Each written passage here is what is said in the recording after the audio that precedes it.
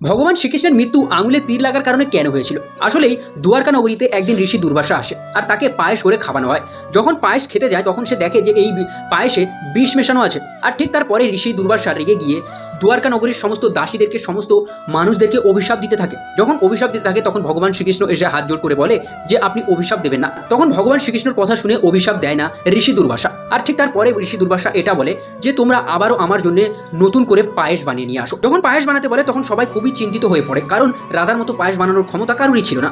ঠিক তারপরে ভগবান শ্রীকৃষ্ণ পায়েস বানাতে যায়, আর সেখানেও রাধা তাকে ইশারায় বলে যে এইভাবে পায়েস বানাতে হয়। আর রাধার ইশারাতে ভগবান শ্রীকৃষ্ণ পায়েস বানিয়ে দেয়। ঋষি দুর্বাসা সেই পায়েস খেয়ে জানতে পারে যে ভগবান শ্রীকৃষ্ণ রাধার সাহায্য নিয়েছে। তারপরে ঋষি দুর্বাসা ক্রোধিত হয়ে বা রেগে গিয়ে ভগবান শ্রীকৃষ্ণের মাথায় সেই সমস্ত পায়েস ঢেলে দেয়। তারপরে ঋষি দুর্বাসা চলে যাওয়ার সময় ভগবান শ্রীকৃষ্ণকে এটা বলে যে এই দুয়ারকা নগরীর শেষ হতে চলেছে, যার কারণ তোমার পরিবারের সদস্য। ঋষি দুর্বাসা এটা বলে যে আমি তোমার শরীরে পায়েস ঢেলে রক্ষা কবচ বানিয়ে দিয়েছি, কেউ তোমার কোনো ক্ষতি করতে পারবে না।